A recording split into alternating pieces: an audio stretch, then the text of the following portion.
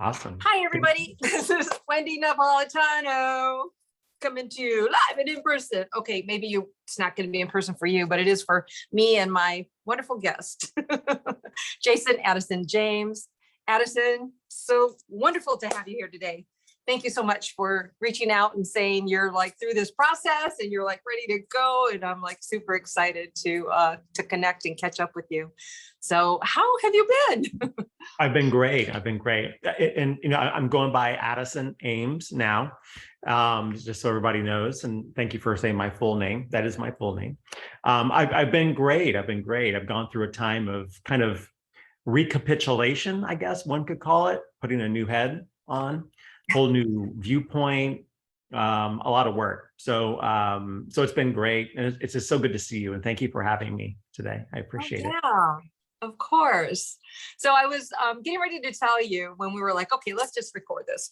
Yeah. But we had just come back from Mount Shasta a couple of weeks ago, and we went up there, and it was a group of about 12 of us ladies, and people were coming on different days. So we were there from the whole time frame from the 21st through the 26th. And then, some would come, the next day, that Thursday, and then stay the rest of the week, or they'd go Thursday, Friday, Saturday, and then they'd leave before Sunday. And so anyway, so it was people coming and going, but the energy was always like exciting and fun. And, and then there were a couple of days where everybody was there, and we were up on the mountain and in Bunny Flats and Panther Meadow and McCloud Falls, and had some ceremony over at Peace Park. And we also ended up going, we went to the mountain twice, climbed it, had some really cool experiences, which I'll share with you later. But yeah, have you gone? Have you been there yet? I have not physically been there, but I have lots of friends that go there and love it. So I'm familiar with it. Yeah, I mean, it was connected to the Sedona energy point. So with you having been in Sedona, you've certainly gotten that same energetic, boost, so to speak. Yeah, the Sedona energy is the Sedona energy. And I think there is a connection there to the Shasta energy.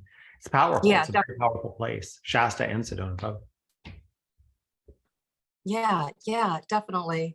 So we actually went to one of the ladies who has a gallery there, Haruka Blue Star Child, and she's just fantastic. She does light language and artwork, and she plays the flute. And we went to an evening of sound healing that she provided, and it was just like really enjoyable. I had this wonderful experience when I was on the mountain. This was the second time, and we actually were climbing quite a bit higher than we had the prior visit. And so it's up at the ski bowl. And we went up there and we were meditating, doing light language. And as we were doing light language, different rocks were saying that they felt like they were forgotten and lost. And so we were connecting to the rocks. I did a channeling of rock people, and I was getting some healing done. By the rock. I didn't realize that until later, but I was like, what is happening? So I did channeling of them. I started crying, bawling while I was after I was channeling. And when I went back to look at the video, somebody was recording it. And I went back to look at the video. I literally because I was kind of laying down and I had my hand on kind of my heads and stuff, and the coloring and stuff that I was wearing, I looked like a rock. Not so bad. So it's so synchronistic. It was weird. I was like, wow, I look like a rock. I blended right in and I looked like a rock. So then, so afterwards, then I moved positions and I went and sat in another spot. And now I was holding the camera and recording because we carried a tripod with us everywhere. But do you think we had it with us right at that moment when we needed it? No, that would have been too convenient. So anyway, so I'm holding and recording. And then after we're done, and it couldn't have been more than 8-10 minutes, right? And so we go to get up, and then we're going to walk back, because now it's starting to get time where we're getting ready to meet other people, and we have other stuff going on back in town. And so in the city of Shasta, Mount Shasta, and I can't move. I literally, my hip is locked up, my left hip, and I'm like, what is happening? I'm like, you guys, I can't get up. Like there's something physically happening to me. And I've never had that happen to me before. I'm very active. I'm mobile. I do yoga. Like all of that stuff is like, they're like, I should not be locked up. My hips should not be locked up. So anyway, so I'm like, I can't move. And so I went to stand and I couldn't. And then I tried a couple more times. Finally, I was able to stand, but then I couldn't walk. Like my hip was like locked, like it wouldn't let me move my leg. And I'm like, what is happening right now?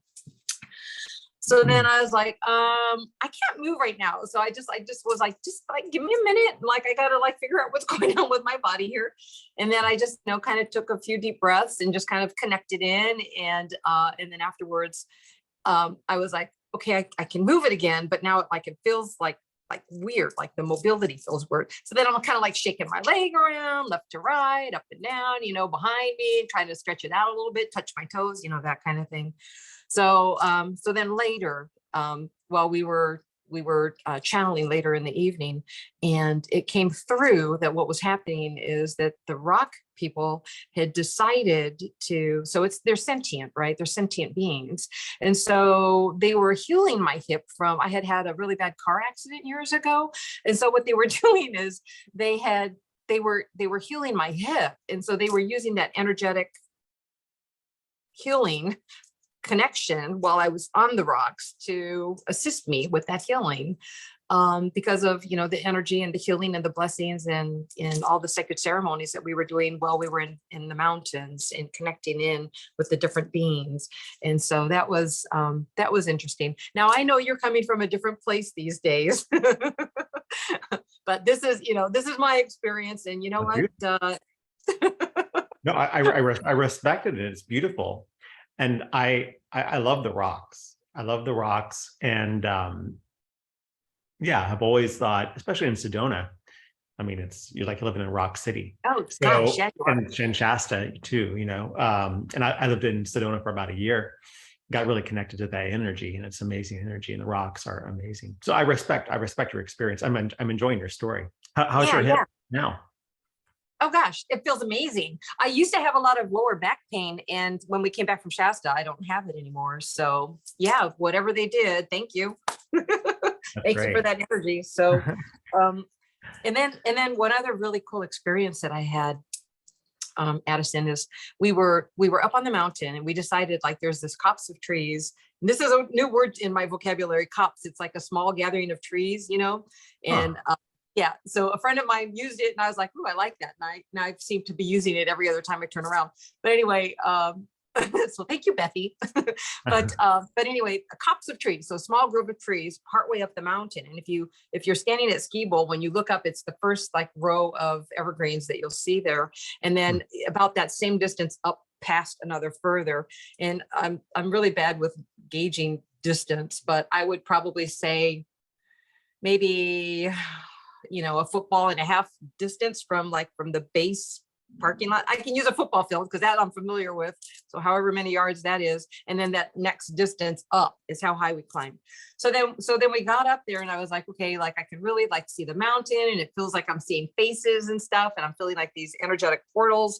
And so, and I've had, and I don't know if I told you about this before, but I have visions, and when I have dreams, like that's the way that I get messages a lot of times, is I have these precognitive dreams of something that's going to happen and then does.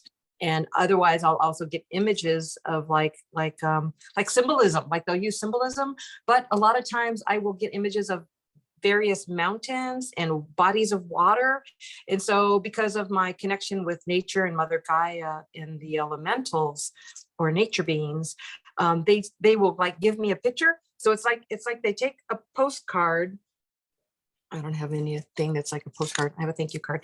They take a postcard and they set up in front of your face, you see it, and then they take it away. So that's how it happens in my dreams. So the image will show up, I'll recognize it, and then it'll just disappear. It'll just go away. It's like they show it to me, and then they take it away. So anyway, like 2 years ago, before I went to Mount Shasta, the first time I made the trip, that's what was happening, is they kept showing me this image of Mount Shasta. And I was like, what is this place? And so then I was like looking at, mountain images, and then boom, there it was. Like I recognized it right away. And I was like, that's Mount Shasta.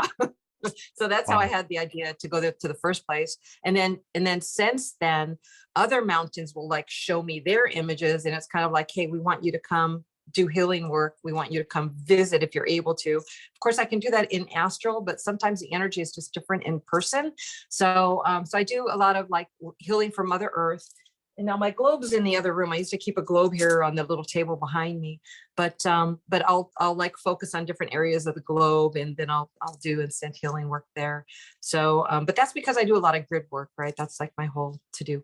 But so anyway, so then back to the story. So I was getting images of the mountain, and then so I'm climbing up the mountain now. And then the first time they showed me this portal in the mountain, I was like, yeah, I don't know where that is, but we didn't go up that high. Last year, it was like it was really cold. And we were all bundled up, and I don't even think we went to the trees. Like we just didn't go. Some people may have, but I didn't. I was like, yeah, I'm cold. It's like really windy and cold and snowy, and I'm going back to my car. But this year we were really able to go up, and and once we got there, I was like, oh, there's that spot where I could see like the portals that they had showed me, which it's not necessarily, I don't know, maybe it's a portal, maybe it isn't, but it's got a certain shape to it. And one of them looks kind of like, it's like I'm looking at the mountain, but it's just my window. But one of them kind of has like a shape, like a body, like it's literally like an outline of a body. And you can see the shoulders and like sides of it go. And so I was like, oh, this is a good spot. And so the people I was climbing with at the time, because we ended up kind of separating into different groups on the mountain. And so the ones that I was climbing with, I was with Joan and Martha at the time, and I said, hey, I kind of feel like I want to just kind of lay back, lay on a rock, sit in the sun, and just like kind of do a meditation. So she agreed, and so we all worked like sitting, we had our own little rocks. We weren't like laying next to each other holding hands or anything. We saved that for the water ceremony, standing up holding hands. No, but anyway, we just, we all kind of took our own piece, and like we did a meditation. And so I had my eyes closed, and we were there for about 10-15 minutes. And I kept thinking I was going to get something in my third eye, right? I was like, I feel like I'm supposed to be getting something, and I don't know what I'm getting. I'm like, well, I'm not getting anything. So I was like, well, all right, well, it's not meant to be. Like, this is not the time I'm getting my messages, because I'll get those visions, sometimes when I'm during meditation, they'll show me an image like that too. So then I was like, well, I see, it's called hydrolace is the term that I'm familiar with. And I might have talked to you about this before, where it literally looks like Christmas light sparkles, only they're silver, and they're like dotted. They're like dot, dot, dot. Almost like those apps, like on camera apps, where you can change the background, and it'll show like little sparkles of light, Christmas lights blinking at you. So it's like that, only it's not white blinking lights, it's silver sparkles. And literally like in it's kind of like, how when you're like not paying attention and you're just kind of daydreaming, and you're just like not really looking at anything, you're just kind of drifting off. So the first time I saw them was about 3 years ago in the wintertime. And I was like, is that snow? Is it snowing? So that's the first time I experienced it. And then the next summer, I was like, I don't know, laying in the grass, grounding, and just kind of, looking at the clouds. And then I saw them again. I was like, oh, okay, this is something, this is a new experience. So you're actually seeing through your third eye, but your visual eyes are open too, So have you had that experience where you like see something and you're like, okay, I just saw that? Yeah. All the time. You do? Okay. Okay. I mean, do you ever feel like you feel like I'm always changing dimensional perspectives? It's kind of the way I feel it, the way I see it. What do you think about that? I 100% totally agree, because this is what happened to me when I was on the mountain. So, okay, so I saw the sparkles. So I thought, okay, I'm not seeing anything with my third eye and my eyes shut. I'm just going to open my eyes, doze out, just kind of blank out and look for the hydrolace on the mountain. I'm looking up, the sky is pretty blue clear, and I'm thinking, I'm just going to see the hydrolace. So I'm just looking out and looking, kind of just waiting, drifting, waiting for the hydrolace. All of a sudden, what I see is it comes up like a rectangular window, and it's in front of my eyes, and it comes up, and it's narrow and then tall, and it's in front of me, and I'm looking at it going, what is that? And so what it is it's like white. it's bright white, but it's also like got an opalescent rainbow-esque to it.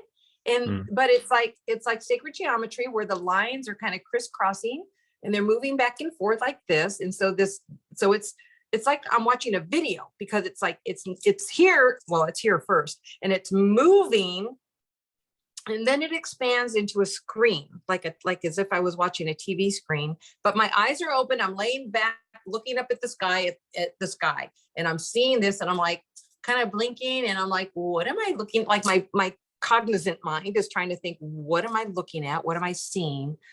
And then I see a light being, and it's a body. It's kind of like a more like a light bulb. So more a bigger head here, and then more narrow here, elongated. And I can see the shoulders. I can see the outline of the outside of the body, but it's this light body, but the outside of its frame is more like a white and like maybe like a darker blue outline. But again, it's all moving like this, like it's like moving like this, like you get like back and forth, but I can really see these interdimensional lines like this. And then I see a few beings that are like, they look like donuts, but they're light. So it's almost if you took your halo light and made it smaller, or if you stuck it up in the sky, like it would be that size, but it would be in the sky.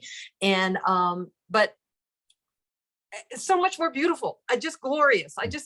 I've been looking for photos to be like, is this kind of close? Is this kind of close? No, doesn't do it justice. Doesn't do it justice. Doesn't do it justice. It's quite bluffed, right?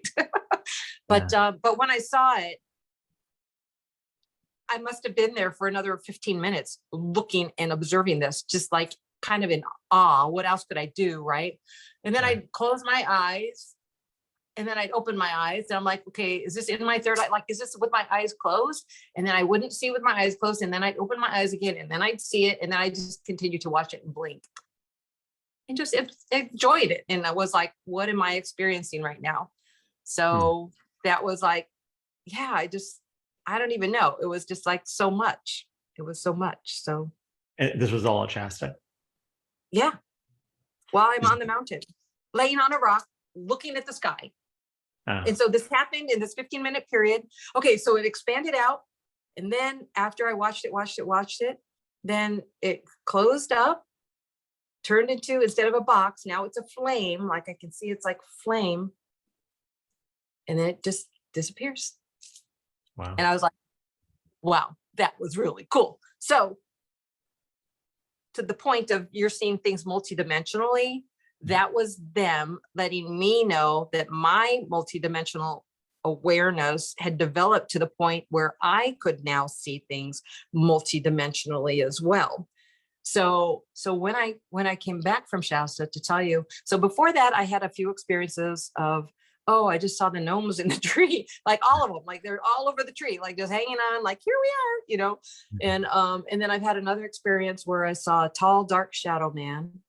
And then, so, I mean, little bits here and there. I mean, you're probably experiencing a lot all the time, but for me, it was just like a little bit here, a little bit there, a little bit here, like to have my awareness that I could see it.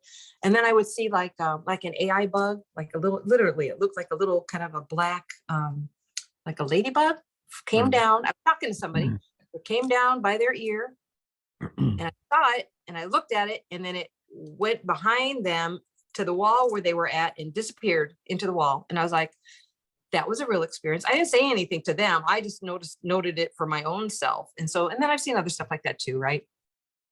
And then channeling, then I'm like, sometimes I'll see the being, like I'll see the shadow of their movement. Sometimes they're just so fast, you can't catch it. But then when I was in Kenosha, so we were back home. We were home a couple weeks before the boat came out of the water, and you know, it's Chicago, so you got to take your boat out of the water because it freezes. And we're on Lake Michigan is where we keep our boat. And so I'm getting hot just talking about this energy. But anyway, okay, so we got back, and I was like, okay, I need to get my feet in the water and like anchor my codes in, because I knew that that's what I had to do. Man, it's like open my window. It's like, it's really hot. So then I go and I put my feet in the water, and I'm just like, I'm in the moment, and I'm thinking I'm anchoring my codes from Mount Shasta to Lake Michigan. This is awesome. And I'm just like enjoying. I was like, I can't believe like it's warm enough for me to put my feet in the water, because Lake Michigan water can stay pretty cold. So anyway, so I end up walking, and then I finish walking my dog. And then I'm like, because he's like, all right, let's go back, Mom. You know, he's kind of done with the water. He's not a big fan of it. So anyway, I come back over, and there's a picnic table where I had taken my shoes off and left them, you know. And so now I'm putting my shoes on.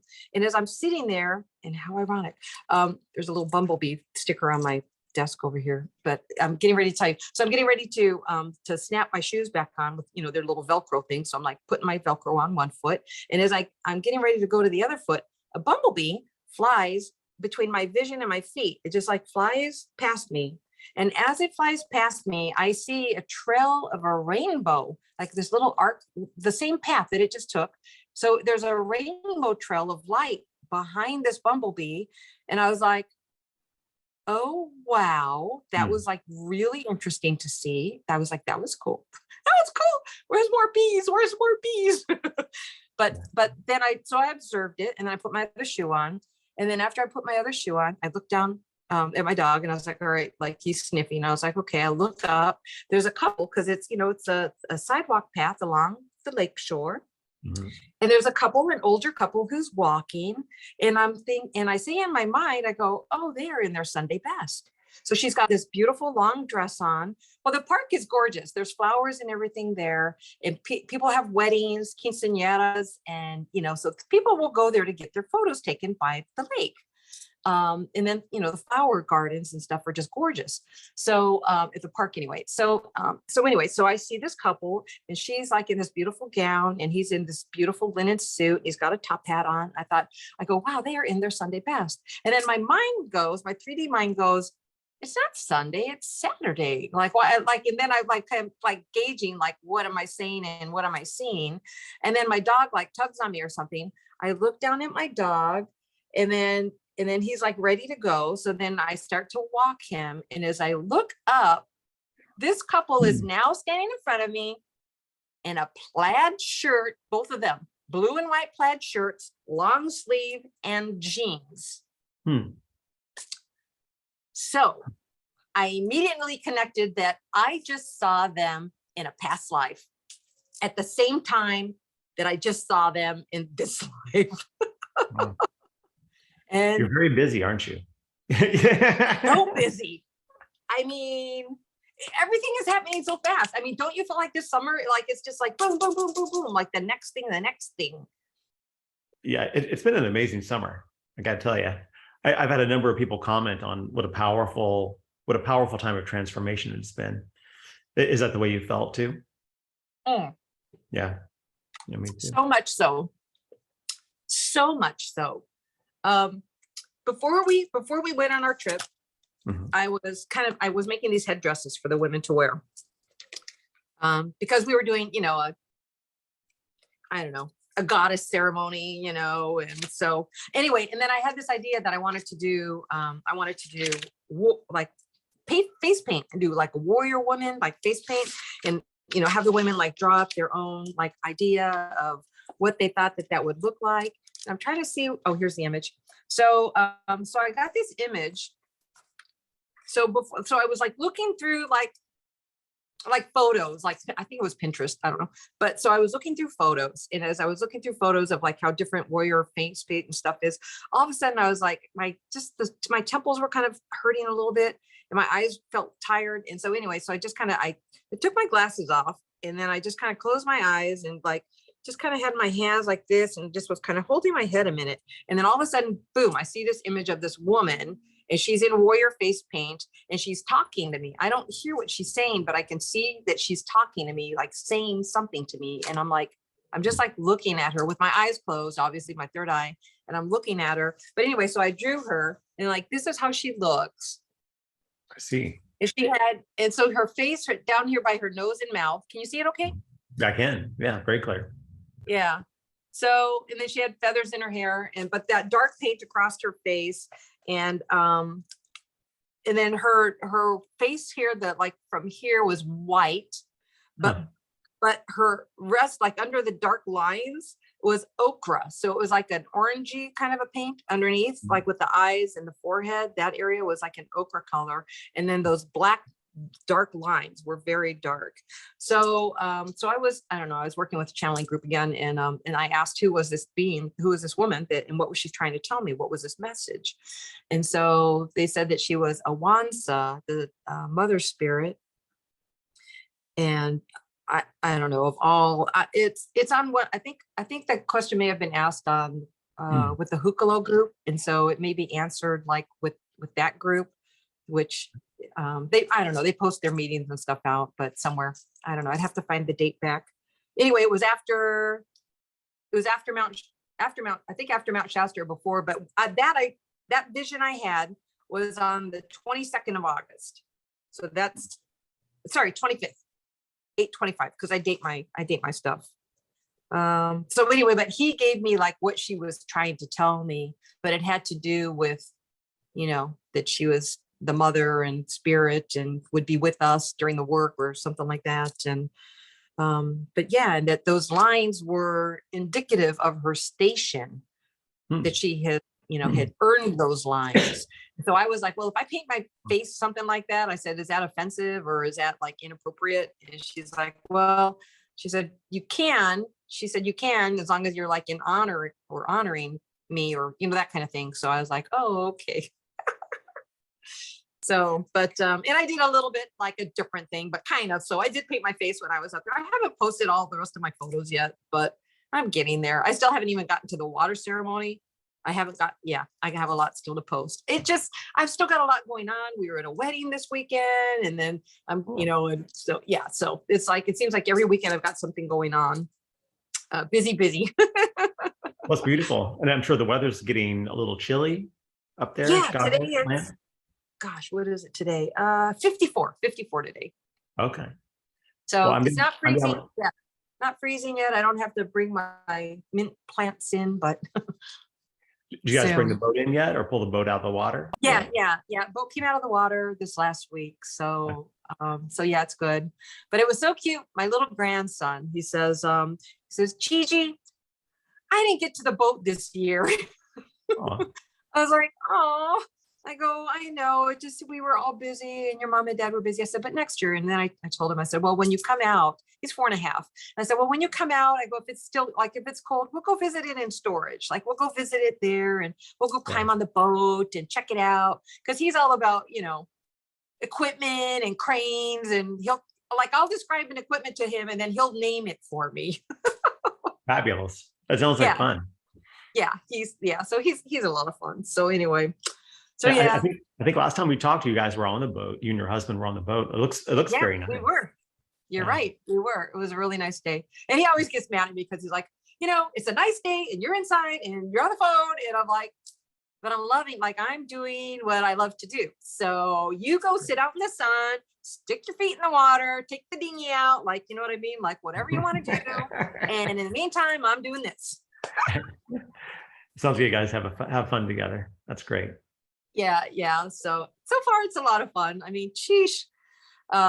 My girlfriend and I, when we went to Shasta, it was like, she's like, yeah, this is like our first girls trip. It really hasn't been. Like we've taken other trips together, but not just like just us. We're like with other girls. And she's like, yeah, it's 45 years. And this is our first time we're taking like a trip together. And I go, wow, really? That's crazy. Is that even possible? When's your next trip to Shasta?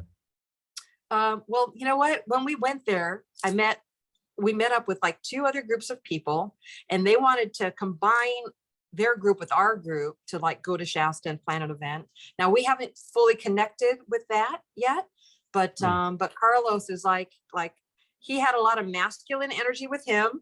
See your movie energy. He had a lot of masculine energy with him, and I had a lot of feminine energy with my group. And it really, I feel correct. He's right that it was a chance meeting. They were both out there with our groups the same day. And he was out there, I think, for 10 days, one with the Hispanic group first, and then with, the English speaking group, I guess, so to say. And, but then anyway, so he's out there and he's like, yeah, I feel like we should like really get together and talk about combining our groups and see what we can, co-create. And I'm like, yeah, I really feel that energy too. And then when we were at the sound healing, there were some other women who were there, and they said, hey, next time you're out here with the group, can you add us into your information, because we want to go too. So it's organically like growing. The first year I was there with kind of, a group who's like, they kind of do their thing like every year, multiple times a year. And then that was kind of like a combined group. So this year it was just myself, and it was really more, hey, I'm not doing a conference this year. Like, I just want to connect with you. Like, I just want to connect our hearts and like, just really like, just really get to know each other more on a one-on-one basis is how I was being directed. So not to have so many people that you couldn't have a conversation like with each person to like get to know them. And so that's really kind of what we were doing. And oh my God, there were so many beautiful moments. I mean, everybody experienced growth.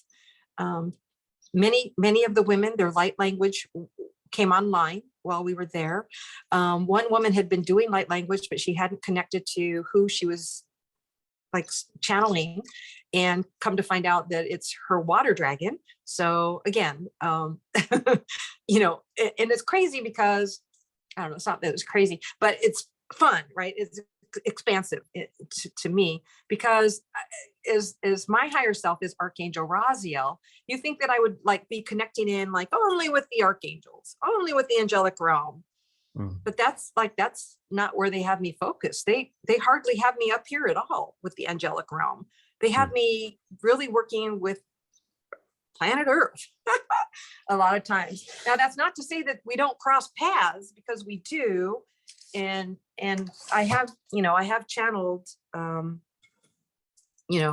my own self, and then for others, some from the angelic realm as well. But there's other beings, and it's always interesting, because I know that I have my process when I do channeling of, clearing the air, clearing my energy, clearing their energy before I work with them. And then kind of doing that connection. And then after connecting, kind of like separating the connection, and then kind of sending, the energy, like my energy is mine and your energy is yours, that kind of thing. So, but it's not just like connecting in, or which is, you connecting and reaching up and getting your information from out here. But from what I know is we're always channeling. Yeah, that's the way I look at it, is that especially people, I think everybody does, especially people that are creative people, thinkers, writers, creators. It's a multidimensional experience. Creation, certainly, and the human experience, I think, is a multidimensional experience. So if you think of channeling as, hey, I'm pulling stuff from another dimension, or from multiple dimensions, which is really what channeling is, right. Happens all the time. People are really, even though they don't know it, they're going through different timelines, different dimensions, different thought forms, different ways of being constantly. So the human being is an amazing creature. Yeah. So do you find with the multidimensional connections that you have, I'm going to cough, that sometimes, I don't know, apparently I'm clearing my throat chakra too. So, but do you find, actually, I've noticed that a lot lately in the last, that's me helping you. I do that around people. I'm sorry.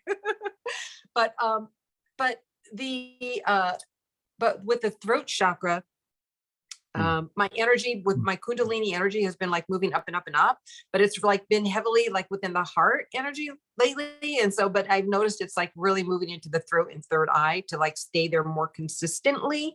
It was all this summer, it was in my back, and it was really weird because I really can feel energy.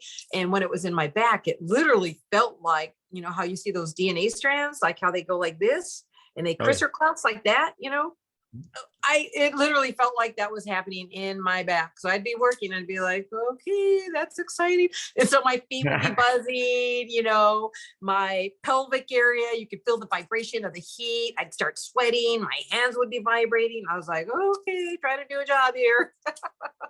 At my desk. It's probably a good way to work. Yeah, right.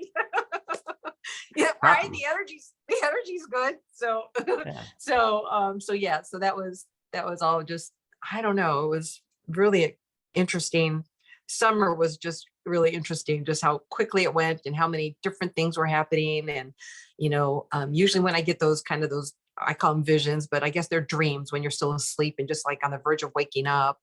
But so those, I was getting a lot of those, but then I started getting more, the visions, which is when you're awake and you close your eyes and then boom, you see those images. And then I was getting, I know, I feel like I'm hopping all over the place. And then I was getting, the open eye stuff where I was seeing stuff and I was like, okay, I just saw that. So, but it's also partly like accepting yourself and not to doubt yourself that this multidimensional aspect of what you're experiencing is happening, and that you have to be in your own happy place for more of it to like come and in the process to experience more.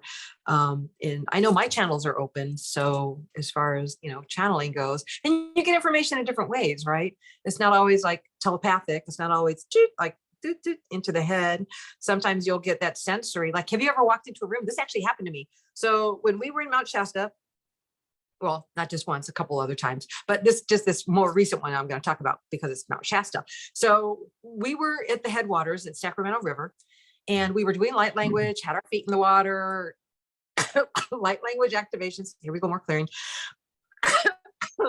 Light language activations for a few women who were not speaking. And I know for a fact one of them is now. I haven't caught back up with the other one to see if she's practicing, if it's coming more to her now. But light language, for those who may not know, is it's prayers from your soul that you're speaking in a language that's not necessarily decipherable to you. It may just sound like babble to you. It may sound like E's and O's or A's and Ah's or la la la's and EE's and KKK's and BBB's or bloop bloop bloops. That's a reason when I did with mermaids, I was like, what am I saying? Like, they just showed up. But it's also connecting to one of my past lives as a mermaid. And so Jacqueline. Yeah. So anyway, when their light language got activated, we were literally all sitting like around the headwaters and kind of in the center in the stream, and we had brought our water bottles and we got water. We collected our water, and now we were just enjoying the moment, right? Just being in the moment. And so, so my friend Joan was sitting next to me, and she had her Tibetan singing bowl, and she was chiming it. She brought that thing all over the mountain. I mean, we were climbing through Pluto's cave up on the mountain. She's chiming it, whatever, tinging it the whole time. And so as we were doing that, she goes, oh my gosh, she goes, the rocks are lighting up. And I go, what? So she was seeing that multidimensional aspect of the rocks. And she goes, they're lighting up. So these rocks that were just brown river rocks were glowing in the water, and they were like beaming like a flashlight, like on and off, on and off. And so she was looking at it beaming, and she goes, it's glowing. So I'm looking, I'm not seeing what she's seeing. I'm just like, yeah, I'm not really seeing that. But then when I'm looking, I see this face of a dragon, that's an earth dragon, that's like right there. And I go, do you guys see this dragon? There's an earth dragon right here. His face, everything is right here. And so he was just literally like right where the waters are coming out. He was like literally like in the soil, like right there. And so I was like, oh my God, you guys, this is so cool. So anyway, so she picked up her rock, and then she got another one for me. And she's like, okay, I've got you a rock. I got a rock. It's lighting up. I'm getting you a rock that lights up. And so she hands them out, and she goes, oh, they're like a earth color. They're like brown, like this, like they're just like an earth color, maybe a little darker, maybe more like this darker color. Okay. So anyway, so she goes, oh, like she thought that they were like glowing. So she was like, oh, it's just like earth. So then I was like, oh, okay. And so we had them, she gave me mine. And then somewhere along the route, I ended up putting my rock in her backpack. So she took it home with her to California. So she kept it. She slept with it. She said she has some dreams, and she shared that experience with me. But she's like, okay, I'm going to mail you the rock. I said, okay, mail me the rock. So then when she mailed me the rock, I got it. And so it was like, I don't know, maybe 5 days later or whatever, by the time, we figured out that she had it and all that. So she mails me the rock, and I get it. And then as soon as I get it, for whatever reason, I turn my water on cold water, and I put the rock under the water and I wet it, and then I turn the water off. And so I'm, I just felt moved to do that. And so after I turned the water off, like you could really smell that just like we were back there, like that earthy, fresh, wet, like mossy ground smell, like wet earth. Love that. Yeah. And so I was like, oh, wow. And then I, stuck it under my nose and I just really smelled it. And I was like, wow, that was like, wow, that really smells so good. It just smells like fresh, toiled, like plowed earth that you're getting ready to plant in. Just, it smells so beautiful and wet, So I was like, God, it smells so good. So anyway, so I brought it in with my crystals and I set it in there. Didn't think about it anymore. And then I thought, well, maybe I'll do a meditation with it or whatever, but I didn't. And then I think it was like 2 days later. So I've been in and out of the room multiple days. The rock is no longer wet. I walk into the room, and as I walk into the room, I'm whammied with that same fresh earth, wet rock smell. And I immediately looked at my rock and I was like, what? So, and I mean, it was overwhelming. Like it really hit me. And I was like, wow, what the heck? So I went over and I picked up the rock and I stuck it on my nose and I smelled it. Nothing. So I was like, okay, where did that fragrance come from? Like, why am I like lambasted with it? Like, it was like, boom, it really hit me. So, and the only thing that I could think of is it just like literally like brought me right back to Mount Shasta, being there, the whole thing, the Earth Dragon. And so again, working to connect what was happening. Why did I experience that? Because, we're always like, we get our 3D brain going. Wanting to know why, what was that? What did it mean? So anyway, so I was brought immediately back and did think of the Earth Dragon.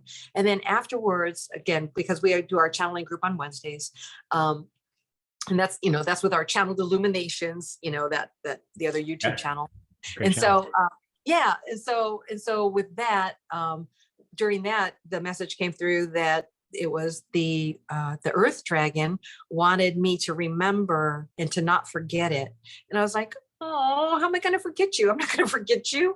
But he said that he is there protecting the waters as they're coming out to the Sacramento River, because what's happening is it really takes about 2 years, the process of that water trail to go through the earth, through the mountain to get to the headwaters. It takes about 2 years to get there. And so they protect the waters, the Earth Dragons, as they're traveling through the mountain.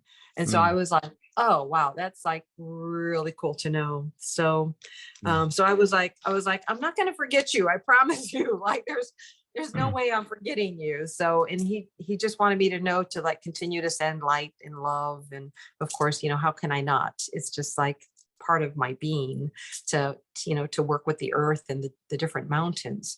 So, but so that whole like senses, but I'm sure you've had that where you walk into a room and maybe you smell like, grandpa's pipe and you're like, oh, that smells like grandpa's pipe, that kind of thing, have you? For sure. Yeah. I mean, there's this life experience is a total sensory experience, far more than the normal, was it 5 senses that people say we have? It's far more than that. So it sounds like you experience that on a regular basis. I do too. And it's great for, your watchers, your listeners, just to always remember there's a lot more. There's a lot more. There's a lot more. There's a lot more. And I always, and I heard this and I can't remember, I wish I could quote, I need to like find out. They'll probably give it back to me after I'm saying that I need to know who this is. But the quote was, and it may have been a scholar, like one of those Greek scholars, the quote was, I realize that the more I know that I don't know anything. Like I'm paraphrasing, but it's along those lines that the more learned that I become, the more I know that I know nothing. Could be a Greek philosopher that said that. Yeah. Yeah, like Pericles or something like that, So yeah, it just it's because it is. I mean, there's so much you can't. And I guess that's why we come back lifetime after lifetime, because we can't possibly learn it all in one life. And it's fun too. Don't you think it's fun? Come in and wear so different fun. roles, different costumes, do these kinds of things. Yeah. So speaking of costumes, so do you do any like dressing up for Halloween or like trick-or-treaters or anything like that? Get together with family? So I like Halloween a lot, and traditionally I've done like a bunch of stuff. This year I'm keeping it a little bit toned down, But I love the costumes. I love trick or treating. I love autumn. It's such a beautiful Yeah. celebration of life. How about you? Yeah, fall equinox is fun. So I'm not that person who's like, does up the whole house as a graveyard or anything like that.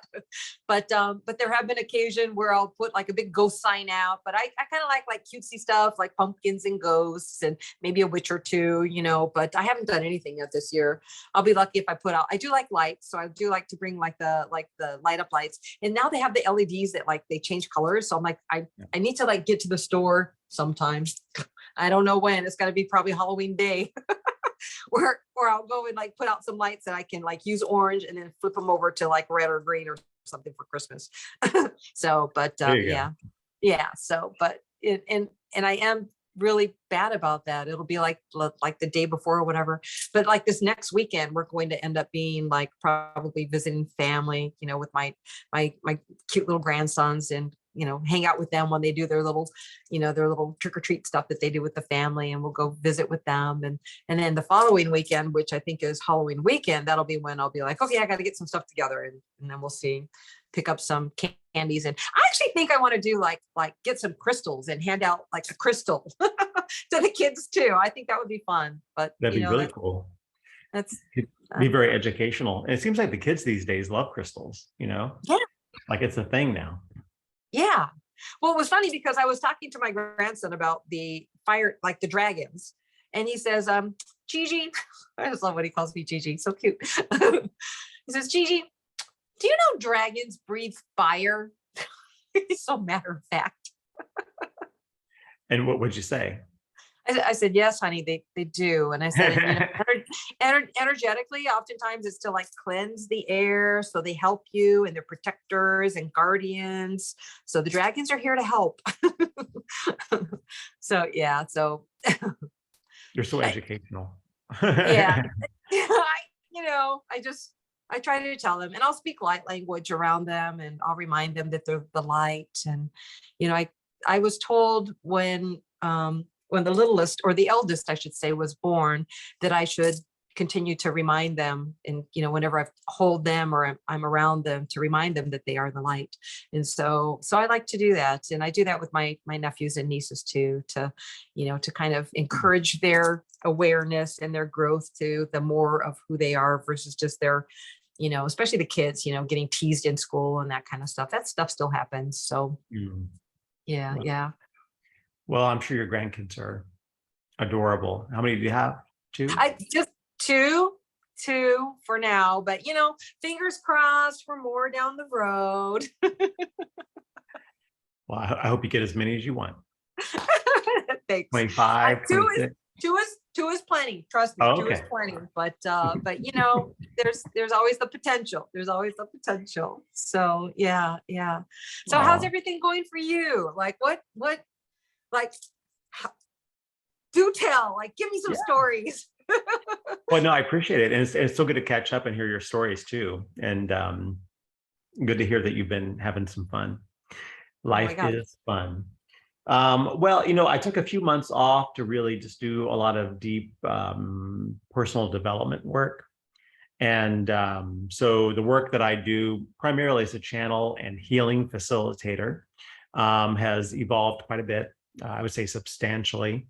And so now I work as a channel as just specifically with Metatron, the fabric of space and time. Oh, yeah. And so that's who you'll be hearing from today, if you want to talk to Metatron, the fabric of space and time. And so the work there, I won't steal his thunder, let him talk about what he wants to talk about. Yeah. But the channeling work I do now, which can be found at AddisonAmes.com, you can see the web address there on my image. I'm most well known for channeling and then being a healing facilitator. So I work with a number of divine beings who help in the healing process, including the archangelics, seraphim in and of the highest degree, and many others. And also I do axiotonal alignment, if you're familiar with that. And that's a new offering. Please elaborate. Yeah. So everything is part of a big elaborate grid system. Like you do grid work. Yes. So Yes. our bodies are also gridded. And Yes. so a person's grid work can become off, just like when it comes off in the planetary grid system. So the work Gotcha. that I do aligns the individual's grid system to divine, you could say divine blueprint, as Yes. well as allows it to come into resonance with Earth as well. So it helps connect what I call divine and Earth within the being. It's a very powerful thing. Oh, And yeah. so I do that along with Reiki as well. So Oh, yeah. Oh my and then God, I I love do, Reiki so much. I do too. I love Reiki. Yeah, I'm like, can I Reiki you? Like, you have it. What do you have? What do you got? What do you need for Reiki? Because I feel like Reiki is the the gateway to a lot of people having their further want or desire to have their experiences, their ascension experiences. And so I'm like, oh, let me Reiki you. So whether it's, regular Reiki or Kundalini Reiki or, galactic energy healing that I'm doing too. So yeah, that's all good. So yeah, go, go, That's go. Okay, wonderful. tell me more. Yeah, so the Reiki is good, and I upgraded my Reiki certification to be a Reiki Grand Master now. I was a Reiki Master, now I'm a Reiki Grand Master, and I've picked up a couple of other modalities too, including Shambhala Reiki and others. Oh, And fun. and I do events on a regular basis too.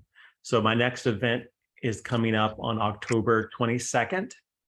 It's a Saturday, October 22nd at 7 p.m. Eastern time. And it's a free event, actually. I do those from time to time. And it'll be a channeling event where I channel Metatron, the fabric of space and time. We'll be talking about a number of things, but primarily truth.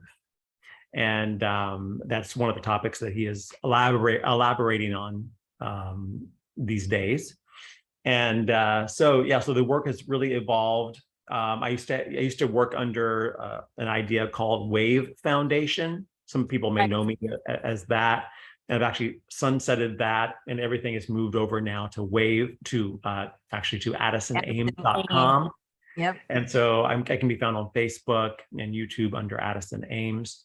And so I've just recently relaunched under that new idea because, as you know, like everything develops. And so sometimes you Right. go, Same it's thing. time for That happened to me too. I mean, I started out with, 5 mystic skulls and 5 mystic crystal skulls. And then again, they broadened that out and they said, no, we want you to work under Archangel Raziel. So I was like Archangel Raziel with her crystal skulls. And then they're like, no, we want you to broaden that out. And so now it's Archangel Raziel Quantum Healer. And I think they're going to have me broaden that out from there yet. So I don't know. It's, and I feel like my website's always a work in progress and never done. And it's never to where I want it to be because I keep changing developers and designers. I'm like, I don't know. Apparently that's not the way people are supposed to reach me. So, it's going to be organic and word of mouth, and they see my events or whatever on Facebook, just like how they're getting, in touch with you. And then when we're sharing and connecting this information, but yeah, tell me more about your events. Yeah. So the events right now, they're generally channeling events. And so they happen on a regular basis. I always announce them on my website. The next one's October 22nd. And it's a free event. You can go to my website and sign up for it. And it'll be Metatron talking primarily about truth. And then there's a question and answer time. So people can ask Metatron questions. Lasts an hour and a half. And I say it's a free event with truth. So just bring your truth. And that's your cost of entry. And Beautiful. And then, so people are invited to come and, ask questions, participate. These sessions are, from my perspective, very participatory and kind What of time is fun. it at? It's at 7 p.m. on October 22nd and the 7 p.m. Eastern time. Eastern. All one needs to do is sign up on my website. It's free. They get emailed a link, a Zoom link, and they can log on. And I think I'll be recording it as well. But I'd love for everyone to come live if they can. It's a lot of fun. You're invited to. And I appreciate all the work that you do. I watch your channels and the content you put out. You're always putting out really fun stuff. And so I really appreciate you and appreciate your work. Oh, yeah. Well, what's interesting is you have to be fearless, really, because people will, and I feel very fortunate. People have not really come at me or attacked me or, anything like that. But you have to be fearless because you are out there for everybody to see all your junk.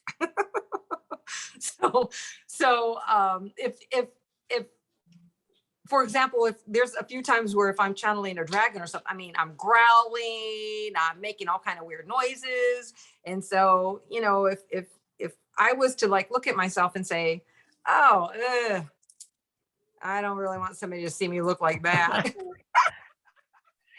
Well, I have the perspective that I am what I am. I do what I do. So I leave it at that. Yep. Same. I think there's great power in that too. The whole idea of self-expression really is truth. Right. So Well, go ahead. You know what's interesting? So about 45 minutes before we started to connect, I started to like feel that so I call it quantum. You kind of can like feel the energy around you. So when I know whenever I'm getting ready to do a healing session or channeling or whatever, I start to feel that connection before the connection. And so it's kind of that quantum energy that's moving around. And I've noticed it. And sometimes like say I'm getting ready to do a healing session, like yawning. So it's almost like my body physically starts to assist the person by helping to transmute their energy before we even meet. So I'll be like walking around like the day before we're meeting and yawning, like, like all day yawning, because what I'm doing is I'm connecting with your energy and I'm helping to make that kind of like that early, let's call it a rinse. Like, let's liken it to a shower. So before you've soaked up and washed and cleansed yourself, you just hopped in the water and you're just starting to get wet. So I feel like that early connection, like that's like my being starts to physically connect in the quantum. It's almost like we already agreed to it before we even meet. And I only say that because it's come up during my sessions that sometimes I'll say, oh, why are we meeting today? And they're like, oh, well, we decided ahead of time that this will be the point in juncture that we meet. And so this is why it's happening now, because this is when she needs it. So I was like, oh, okay. So that work starts to begin, But yeah, I'm super excited for you to channel. And so Sure. I think we should get, I think we should make you work now. Are you ready to work? I call it fun. I call it fun. Yeah. So get ready to have fun. Let's have some fun. So if I could set an intention before we call Metatron, would that be okay with you? Of course. All right. And I'll read it kind of slow. If there's anything you don't like, just let me know. Okay. I set the intention. I'm listening. All right, listen. I set the intention that truth is, and only truth is shared here in this interview, all in and of the highest light and in the highest and best for all. I set the intention that only that information which is in and of the highest light, that is appropriate and all highest and best for all, and is correct and in perfect measure, and in honor to all, is exchanged. I intend that in this interview, we are protected and that this interview is protected. We are in and of the highest light, and only that which is in and of the highest light and allowed is allowed. I set this intention with the force of all creation across all and in and through all.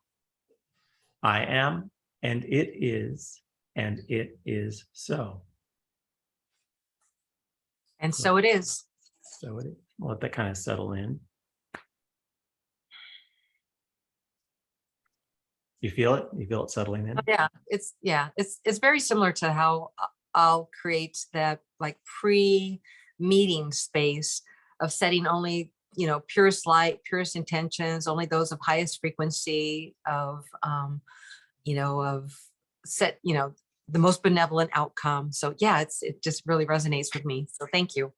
Oh, awesome. All right, I'll call Metatron, and feel free to speak up at any time to ask any questions. It's participatory. So, all right. Metatron.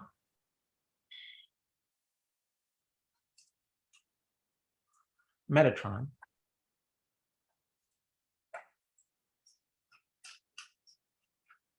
Metatron. He's here. Metatron.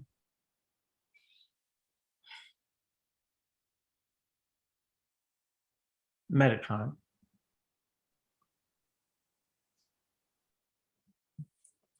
Metatron.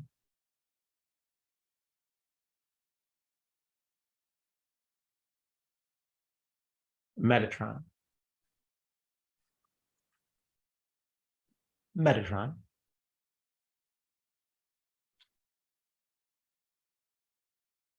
Metatron.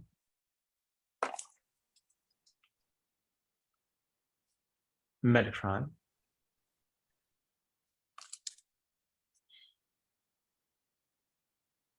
Metatron.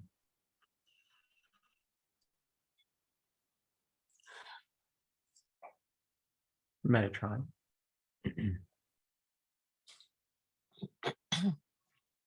Metatron.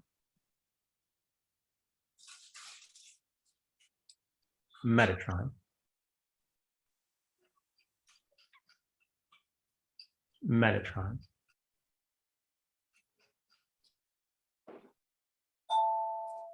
Metatron. Metatron. Hello. Metatron. Hello. Metatron. Go ahead.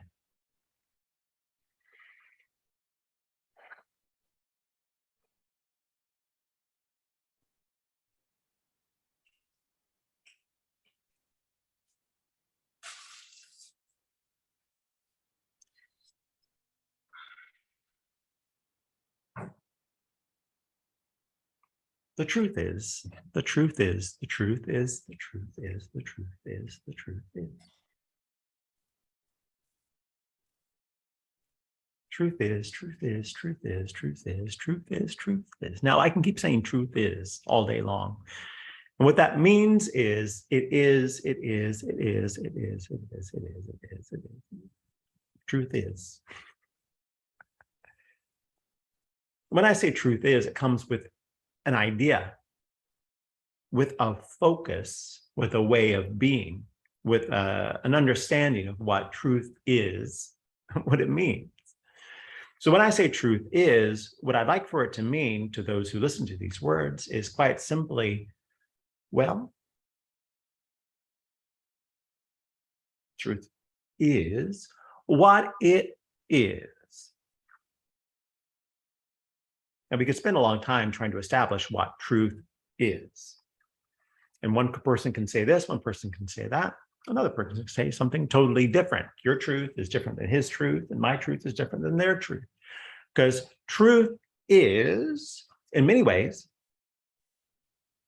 let's call it a new idea all the time. There's always new ideas.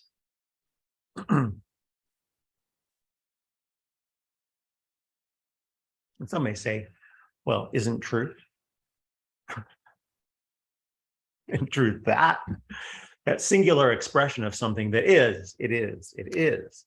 Well, if you'd like for it to be, by all means, make yourself grounded in something that may be different the next moment. Truth is something that you allow to be a truth. This is the first teaching of this experience that we're having together. Truth is what you allow it to be. So I say this to those listening, take a moment if you'd like and reflect on what your truth is. And you do the thing where you go, what's the first thing that comes to mind? Truth. Boom. What comes up? Which could be anything. As I listened to his mind, the first thing that came up was hamburgers. So that is his truth. And he can base his life on that if he'd like. But the truth is that truth is always, always, always, always, always, always, always, always, always changing. You know, the old saying, the only thing that's always something you can guarantee is that everything changes. So as things change, truth changes. And all this is to teach something that I would call flow, which your listeners probably are familiar with the concept of flow. I'm in the flow, I'm in the flow, I'm in the flow. Really what you're saying is you're in the flow of change. and you are in the tide of what is. There is, if you look at it from my perspective, and I'll tell you a little bit about who I am in a few moments, but you look at it from my perspective, everything is always kind of really ebbing, flowing, turning, moving, changing, always, always, always, always. The idea of stationary does not, unless you want it to be, and then it does not, in my mind, exist, because I see everything in truth. Now, you're saying, well, wait, I thought you just said everything is what I make it to be, and that's truth. Yes, and there is also what I would call, let's say, universal understanding. And in universal understanding, there is a commonality of truths, so that there are enough, let's say, substantial, if not all, who come into agreement on how things, you could say, are.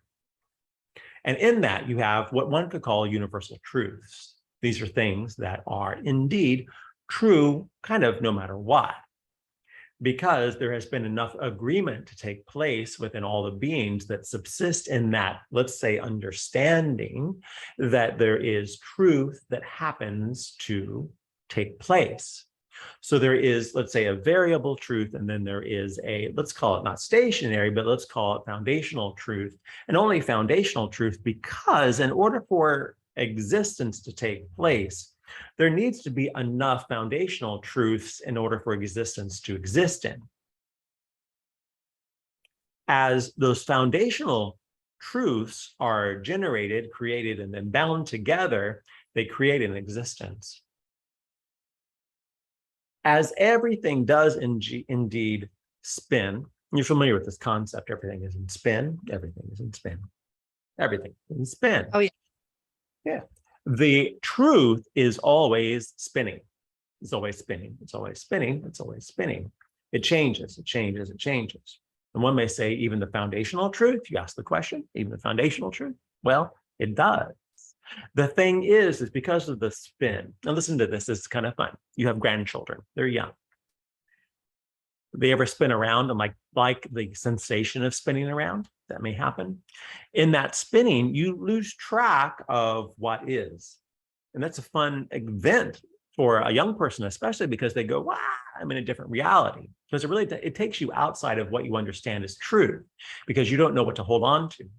So in the understanding that I have of how things all work, everything is spin, is there is no such thing as foundational truth, because the foundational truth is always in movement. It's always in movement. It's always in movement.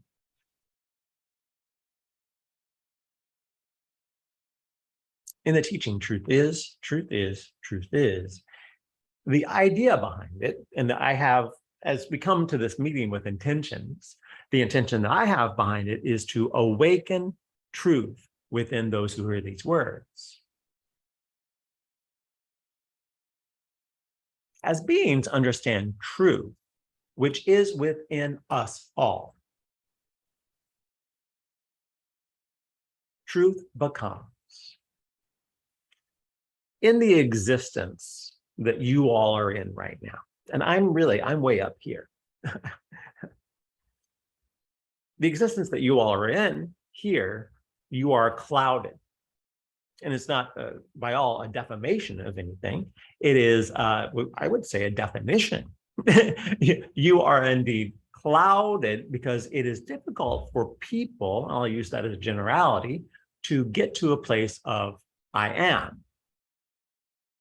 If a being is able to get to very easily I am, or they're naturally, innately, let's say, created that way, they exhibit that way without the, one would call it, work.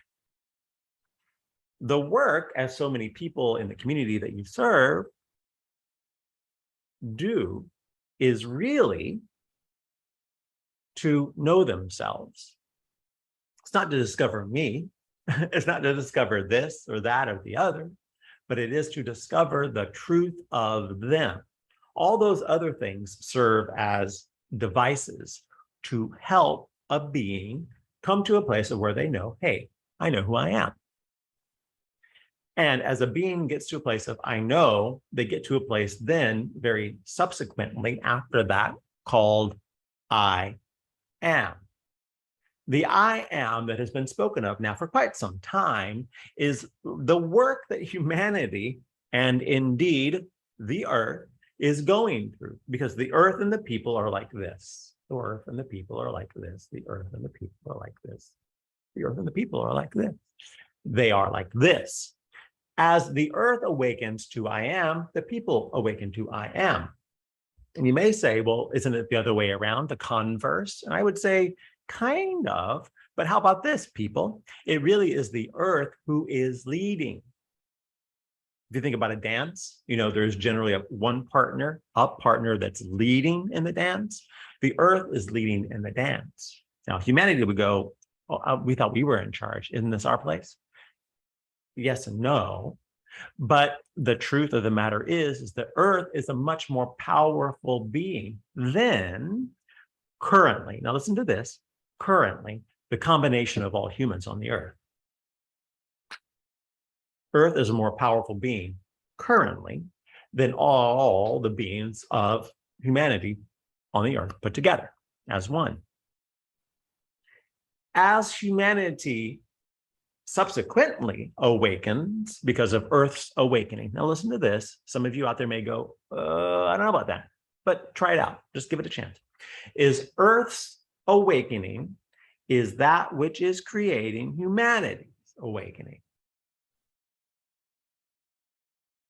And here's the idea, is that Earth, like a little baby that's asleep, and you go, I need to wake up the baby. Wake up, wake up. Hey, little baby, wake up, wake up, wake up. Earth is doing that for humanity.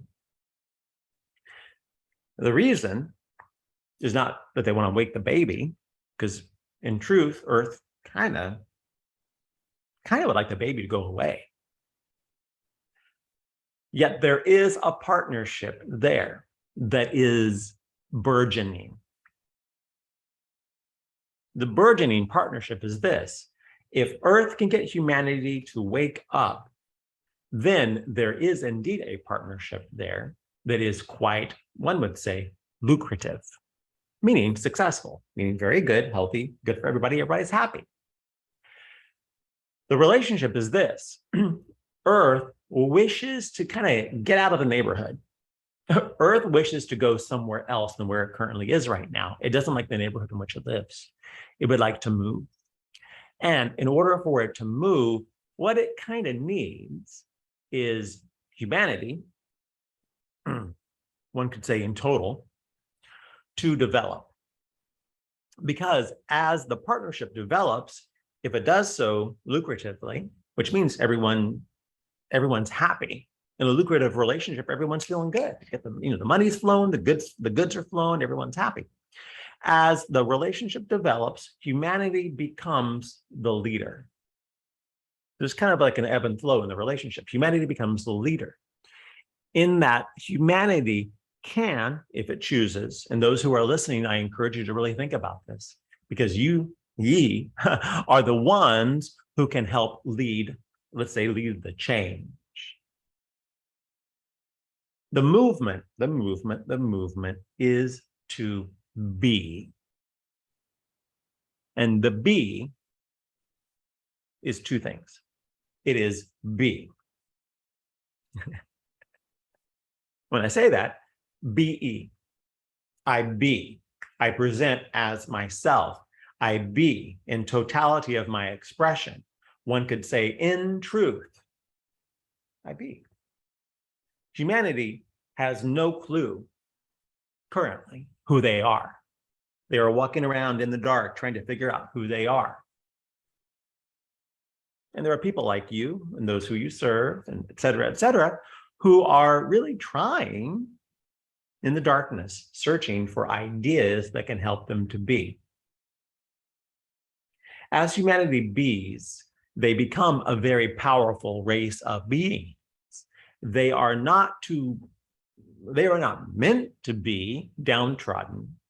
They are not meant to do all these other things.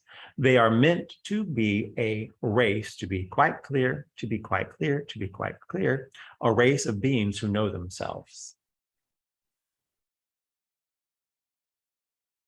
when I say a race of beings who know themselves, again, to be quite clear, is a race of beings that know themselves as divine. We are. We are. Now, that simple statement, people may go, what is going on with that? That makes no sense to us. We are. We're what? Finish the sentence. That's it. We are. Goodbye, everybody. We're done here. We are. As we say, we are. What that means is we are, and we present as the divine, which does not need in any way, shape, or form or other to define themselves, because we are. We do what we do. We are who we are, and we exhibit as we exhibit. And you may say, well, isn't that happening already? And it's kind of a mess. No, it's not. Because everything that humanity expresses through now is what we would call lies. Because humanity has been told lies about who they are. You're this, you're that, da, da, da, da, da. You guys get the whole rigmarole here. So humanity is made to fit a mold which is not humanity. The true mold of humanity is, well, one could say the true mold of humanity is this, and the current exhibition of humanity is like this. They're very different things. They're in different octaves. They're in different understandings. They're in different all kinds of things. So when as I said earlier, about 15 times, truth is, truth is, truth is, truth is, truth is, truth is, truth is. It is something that is meant to awaken and, if you wish, enliven truth within. Those listening who like the idea, if you'd like, if you wish, if you are willing, try saying, truth is, truth is, truth is, truth is, truth is, truth is, truth is. Make it a song you sing, because it is indeed charged with the energy of activation. It's meant to activate, activate, activate, activate. There are those who talk about DNA activations, things like that. You're familiar with that. It's a DNA activation. So try it out. Think of it like that way. Because your DNA is, we would say, infallible. And if those of you taking notes at home, write this down if you'd like. Your DNA is infallible, which means it cannot be corrupted. Again, this may come as a surprise to some out there who say, well, isn't our DNA this and that and the other? And what's going on here? What are you talking about? Your DNA is infallible, meaning that it is only the, let's say, the thought that makes your DNA inhibited. So as we talk about knowing, know thyself, know thyself, know thyself, know thyself, know thyself, know thyself, know thyself, know thyself, know thyself, you may feel awakening in that too, because that teaching is a teaching meant to awaken truth. Truth is, truth is, truth is, truth is, truth is, truth is, truth is. You're not broken. You're not broken. You're not broken. You're not broken. The DNA that you have is infallible, which from our perspective is this. You are a race who is destined to know themselves. And two, if I may go back to the relationship between humanity and Earth, is once the totality of humanity knows themselves, then they become extremely powerful. They become a planet of divine. They become a planet of divine.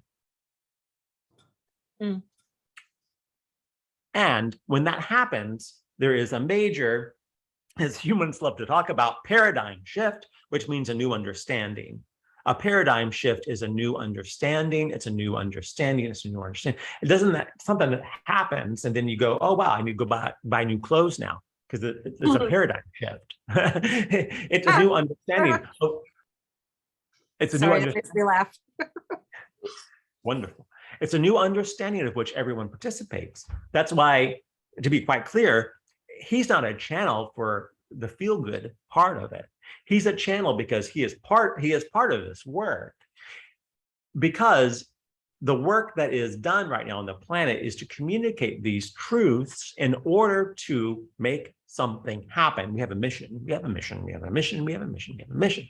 And that mission is to awaken humanity to the truth of I am. And the goal, which by the way, we reach our goal we win, is humanity awakens fully and completely to the truth of I am. That's what happens. For those of you out there who are naysayers and keeping, tally marks of, oh, well, humanity doesn't look too good today, may not make it, it's already done. So what I and we would love to have happen is for humanity to go, yeah, we make it. So now let's get there.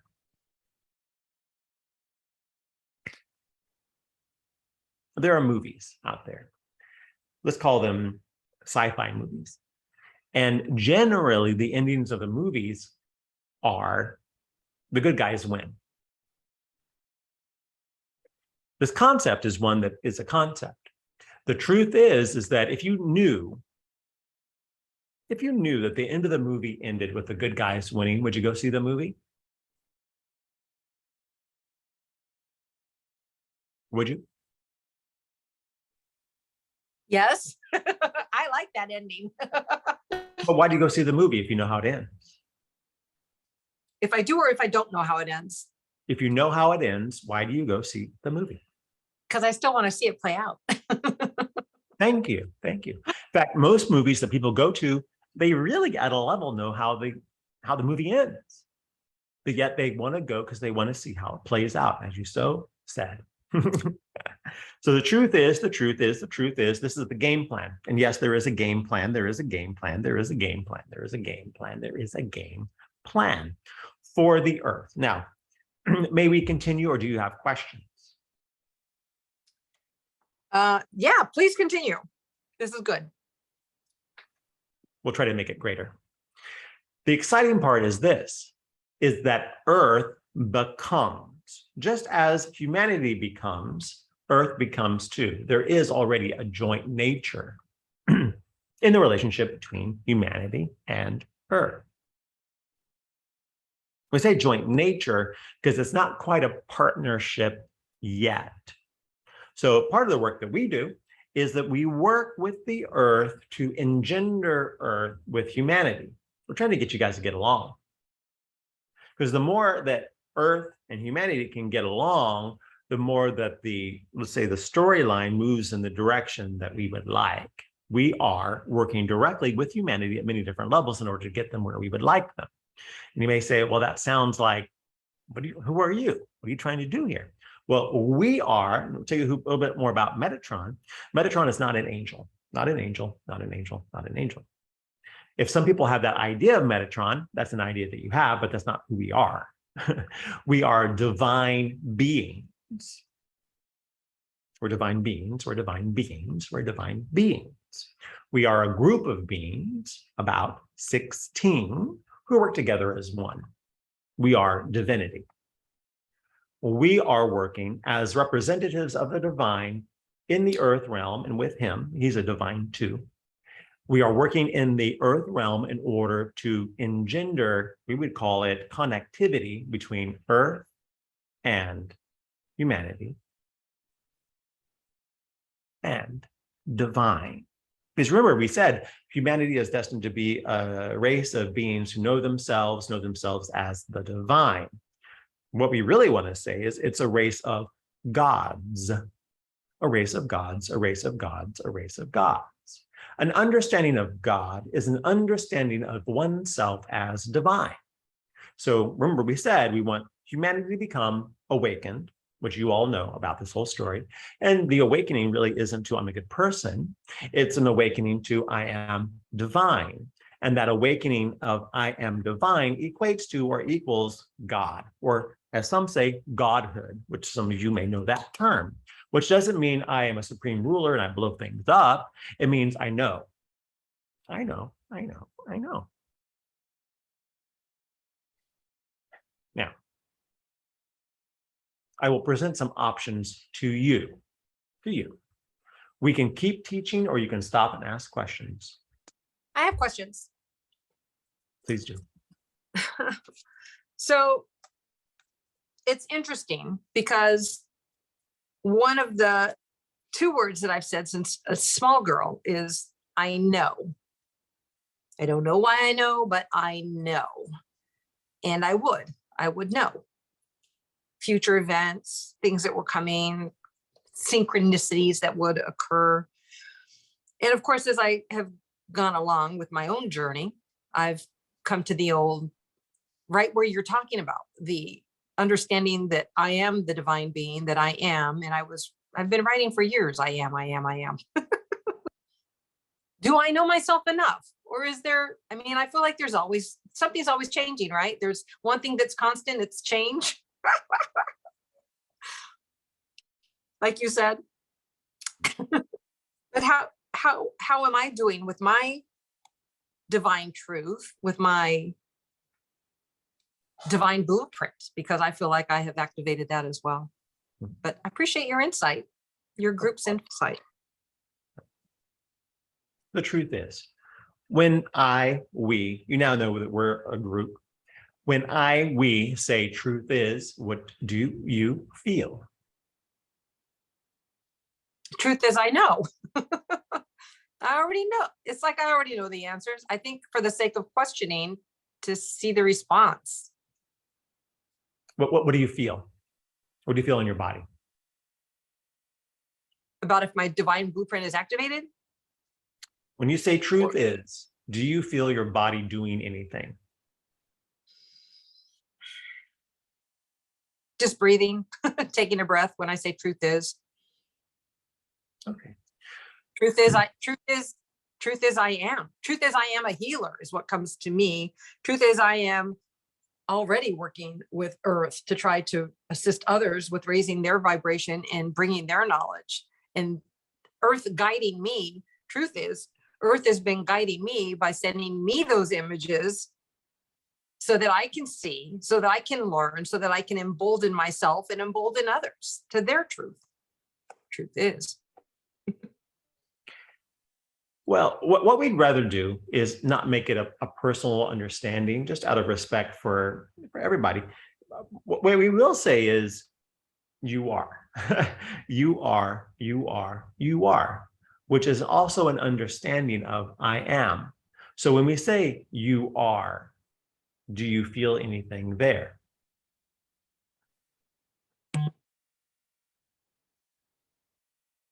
Well, I often end up saying you are, we are, they are, the oneness. I mean, it's all tied into the oneness from my knowledge, from my awareness.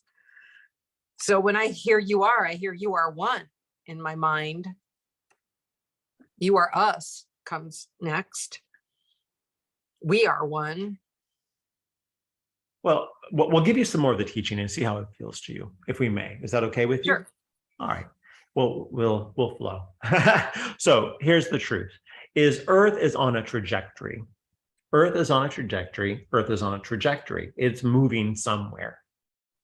And that movement is, and everyone, if you're not sitting down, please sit down, because this may rock some of your worlds. Earth is not going to the fifth dimension. It's not going to the fifth dimension. It's not going to the fifth dimension. Earth has already been to the fifth dimension and is done with it. Done. Goodbye, fifth dimension. It's done it already. The concept that Earth needs to go to the fifth dimension is, to be quite clear, a lie. Earth is done with the fifth dimension. As a destination, those who teach fifth dimension is where we're headed. We got to get there. Come on, everybody. Put your coat on. Let's go. Are really maybe not coherently misleading, but are, let's say, wrong-minded with things. That's not where Earth is going. It's already been there. Earth has around it a force field.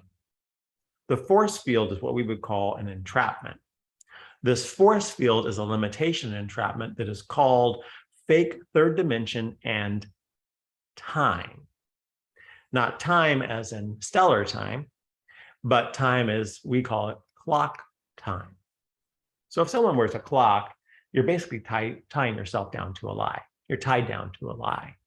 because there is this force field around the Earth and it locks the Earth through longitudinal lines around the Earth. You talked about grid work. Well, the biggest grid work to do is to untie time, false time, from the longitudinal lines around the Earth. Job number one. Because if and when that force field breaks down, shuts down, Earth is free from a bunch of stuff, primarily clock time, and from the misleading concept that Earth is in the third dimension. It's not. Also, earth-shattering news. It's not in the third dimension.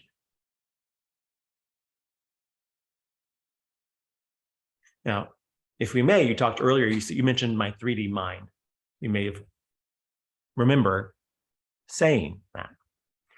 The only thing that keeps your mind in the third dimension is you've been told you have a 3D mind. Truth be told, you don't. And so to you, we say, in support of you, you don't have a 3D mind.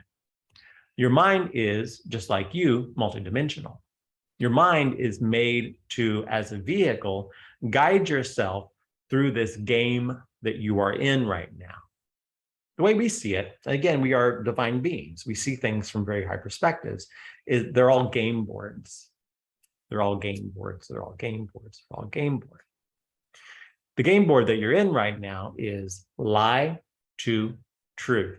To be very clear, the game board that you're in now is lie to truth. That's the way we see it. Now, of course, we're not trying to take away your perspectives, your understandings. Yes, the mountains are, and we honor the mountains. We love everything. We love everything. But from our perspective, which is a divine perspective, and divine is, divine is, divine is, divine is. Our goal with Earth, and Earth is, it has a role. Earth has a role. Earth is designed to help change a lot of things, primarily the universe that you think you subsist in. The reason why we say think is it's all mind. So I mean, if you want to make it human, you could say, I'm here in a universe. Does that resonate with you? I'm here in a universe. I'm here in a universe. Yeah. Yeah, I'm here in a multiverse. Okay. If you say I'm in a universe, I live here, I have an address, basically, it's this universe. The idea behind Earth is one of the vehicles, literally vehicle, that helps change the universe. The universe is capsized. The universe that you live in is capsized, much like about like here. It's upside down, capsized. The goal is to right size like this, turning oh so slowly, much slower than this, the universe so it is like this. Because the universe is what we call a fallen universe. It's capsized, it's upside down like this. And the capsizedness is based upon the fact of this concept that we talked about earlier is, I don't know. Humanity is representative of, in large part, the universe that you all subsist in. The universe has, in all different levels, forgotten its divineness, its divinity, its knowing of itself. And they're all working to try to get back there, which is the right sizing of a capsized universe back here. So one of, we'd say probably the most prominent, important part of writing the universe, and we mean like the universe, is the planet that you subsist on, that you call Earth. We call it terra firma, is what we call it. And terra firma will modulate, moving through different keys, in order to get to a place where it has a different name. We're not sure what we're going to call it, but we know that it goes to the tone, the sound, the frequency, tone is frequency, of B. The tone of B. Because what happens, you could say energetically, as Earth knows itself, primarily through humanity becoming a divine race, it drives, much like a jet propulsion, the right sizing of the capsized universe that you live in, so that it can be like this. We talked about the game boards. They're all cylindrical, and they are all flat, and they all spin, they all turn. Everything spins, everything turns. As you know, with the wheels of your car, they're on an axis. If the axis is bent, the wheels go like this, and you can't drive. So that's what happened with the universe. The universe that you all subsist in is like this, and is causing lots of, we could call it turmoil in existence because it's off kilter.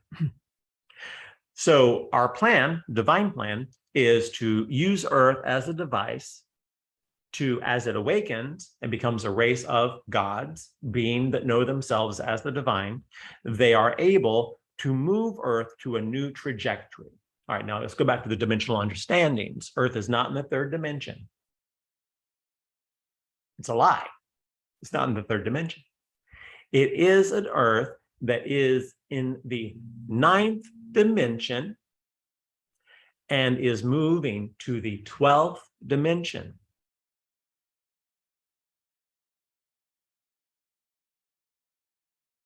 The force field that we talked about, which we're not going to get into how it got there, we're not going to talk about that in this time, in this experience, but we will say it is breaking down. And the two big things that it will do once it has broken down is stop time. You know, the whole concept of the end of time. Really, what that's referencing is clock time, and that ends. It ends, it ends, it ends. There are other understandings of time, many understandings of time, but the time that humanity knows is false, period. As the force field breaks down, clock time dissipates, it goes away. The whole concept of speeding up of time, are you familiar with this? Yes, I am. Speeding up, slowing down, altering, all of it. Generally, time is speeding up because it is speeding up until it dissipates. That's what's happening. That's kind of like how the force field works. The force field spins. And so it spins until the spin runs out. It's speeding up until it stops. Once it stops, then also the understanding, because it is an understanding that you're in the third dimension or the 3D realm, also dissipates. And you wake up much like that sleeping baby and you go, oh my gosh, where am I?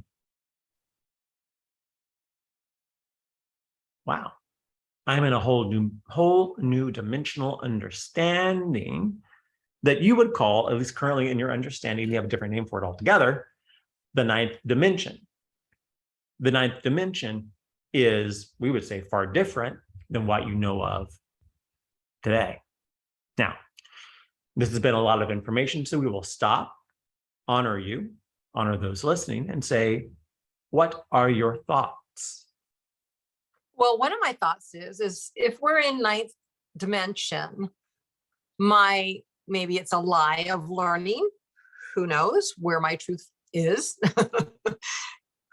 But my understanding was that beings over 7th dimension were no longer physical beings, but only light beings. So is that because we've been lying to ourselves about being in the 3rd dimension, that we see ourselves as physical versus seeing ourselves as the actual light bodies that we are? That's correct. That's correct.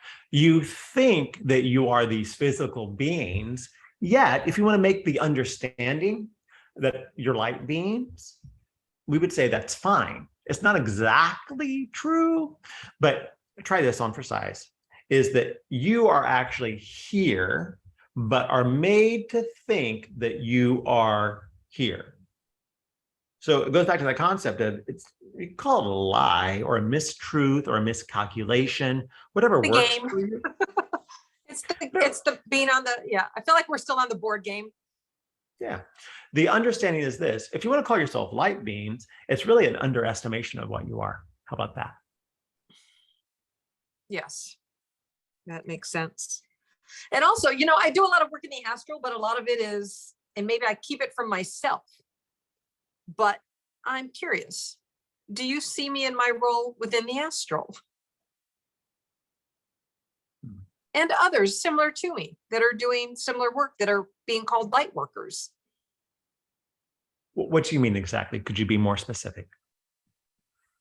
The work that we're doing in astral to kind of do the work that you're talking about with rebuilding the earth, with getting it set up for the change. All right. Well, let's talk about that for a moment, because for those listening who do grid work or think they do grid work, some of the grid work that you do is false grid work.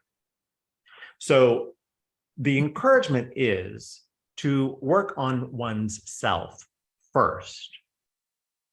And then, if and only if you feel like you know how to do grid work, do grid work. There are those that do it for sure. More than anything, what we, and again, we is divine, what we wish for humanity to do is work on themselves. Remember we talked about the partnership, or the burgeoning partnership between Earth and humanity? The best way to help the Earth is to help yourself, to get to a place of I am. Does that answer your question? Yeah, somewhat. Well, because I think that I'm already in that spot. And I think your message goes to a lot of people who are en route. And perhaps that's many of my listeners. Am I one of them? Yeah, sure. Why not? I can group myself with them. But I think that those of us that are, the way showers are hitting this point, or have hit that point already. We've already done our healing work. We've already gone through our cleaning up, our garbage, so to speak, of within ourselves, within our families, oftentimes breaking connections, or, doing healing work, forgiveness work, and sending love, reaching that point of love, because isn't that the strongest energy of all, is love, is being able to love ourselves and love others and reach that point? So the answer to that is no. There are, and there is beyond love, let's say a lot, and that's an understatement. Love is an understanding, and love can be a very powerful thing, and love for humanity can be a very powerful thing. But beyond, let's say beyond the understanding that humanity has, it's like we don't even use words. There's so much more beyond that. Yeah, I always call it the quantum, because that's where I seem to do a lot of my work, is in the quantum, because it, just like you said, there's no existence of time. It all is happening at the same, loosely said, time, all at once, the here and the now, the awareness to that. And at the same time, we still have these universes that are not just on our plane, but on other planes and other dimensions that are all happening. And so this is how I don't know, this is how my understanding of it is. Sure. And that's fine. And this goes back to truth is, because truth is, truth is, truth is. As one person, let's say, works through truths, and have you had this experience in your own life? Of working through truths? Yeah. Oh, sure. There's always times where you have to see what you know and question it and see if you can, figure out what's the truth of the matter. So yes, of course. Would you say the truth or truths that you hold now are different than when you were, say, 26? Yes, very much so. So, and what this is indicative of that whole change thing. So as we say, truth is, truth is, truth is, we're not trying to push our truth on you. We're trying to get you to do, and this is true. We presented to you this plan, right? And the plan is. But the awakening that humanity does to divine truth is really up to them. What we are trying to do is get them to a place where they go, oh yeah, this is.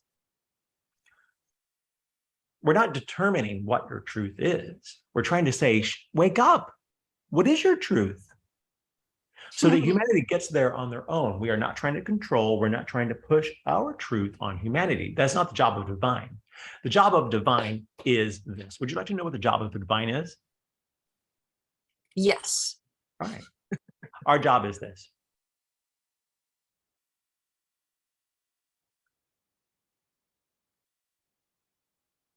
I understand. And you do, and you do, and you do. Because we, if one needs to understand what divine does, if one needs to understand what divine does, it is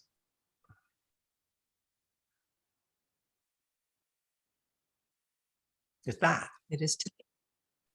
It is. Mhm. We would say you get it because you're on that level. You can understand that. Others watching may get it too, or they may go, what is he talking about? And if you're those people, it's okay. It is okay. In fact, yell at the TV screen, whatever you want to do, but it's okay. The work of the divine is. Now, we do take a role in, you could say, in the overall allness of all. And that is really kind of like what we're doing with your planet and with the universe that you subsist in, is help to make sure everything's working. You could say we're maintenance guys. You could say that. We make sure everything is working appropriately so that it can. And whatever that can is up to it. Divine does not determine. We don't determine. We don't determine. You could say, but this is not even quite true, allow. Because the allowance is. Do we care? That may be a question that comes up. Do we care? What do you think the answer is to that? Of course. Well, the answer Why else would you be? is, Yeah, well, I mean, why else would there be a message of the tone of be if there's not a caring? the truth is we don't. And that's not because, well, we'll use this language, not because we don't, but because the idea of care doesn't exist. So this concept of all is, we look at it, and one could say we like it. But our job, if we had a job, which we don't, is to like that. So in the work, again, that's not really the way we see it, that we do through him, with him, alongside him, because he's a divine too. He's one of us. He is a divine. Is to drop in from time to time and just make sure all is. And so the work, if you want to call it that, with him as what he calls a channel, just so you people can understand it, is to allow information to come through, which is all you would call frequency, but it's more than that. We would really call it a degree. A degree, a degree, a degree, is to allow degree to happen. And what a degree is a degree is knowing, along with a lot of other variables, which may include something like frequency and other, that allow the human to turn on. We talked a little bit about the DNA earlier. Your DNA is infallible, and it's important for the human to understand this. My DNA is infallible, because it's only the not knowing that makes it, you could say, fallible, but it's not. So once you get to a place of knowing, then you're in a place where your DNA goes, just like you do, I know, which is why, as you so beautifully said, I've been saying I know all my life. We encourage you, keep saying it. Keep saying it. Yes. I know. Because you're saying it not just for Wendy, but you're saying it for your DNA, for your body. The more one knows, the more one is awakened. Now, we are nearing the end of our time. We would like to end with a few more messages. May we? Yes, please go. All right. The next is why. Why? Why? Why? Why not shut it all down? Why not shut Earth down? Why not shut the whole universe down? Because remember, we said it's all capsized. It doesn't know who it is. It's forgotten, which makes it fall off of its axis. So why, as divine, wouldn't we say, okay, that's all messed up there, let's just get rid of it? Is because in a human understanding, we don't really like that. We like for things to work. It's kind of just the way we are. We like for things to work. So we have, if you want to understand it this way, from a human understanding, keeping in mind the divine doesn't think this way. We drop in because we'd like for things to function and to work. We'd rather not write things off. So if you want to look at it from a human understanding, one could say, we care. Again, that's not the way we see it, just to help you know and help you understand that the humanity thinking, while certainly a thinking, has evolutionary processes to go through. Care is an idea, but there's more. Love, it's an idea. There's more. And we say this not to condemn love. Please understand this. But to open up the human psyche to going, there's more than love? I thought love was it. Friends, love is an understanding. There are other understandings above it, which are what we would call of greater degree, of higher knowing, and all the other stuff that we just talked about. The last thing we will say to you is this: you are, which means you are all things. For the human to understand this, you are all things, is a mighty, mighty, mighty thing. For the understanding that humanity is a fallen race, which we've used that language before, fallen universe, and really humanity is a race who has forgotten itself. But truly, if you look at truth, let's say the divine truth, this humanity is not that. And we're trying to, if you want to use this language, heal it, to get it back to a place where it goes, oh yeah, I know. So that it can be a functioning member of all. So with that, we end. And actually, we would just like to end. So we will allow him to talk to you if you would like, as he is a divine representative as well. It can answer any of these questions that you may have, but we will step out of the picture for now.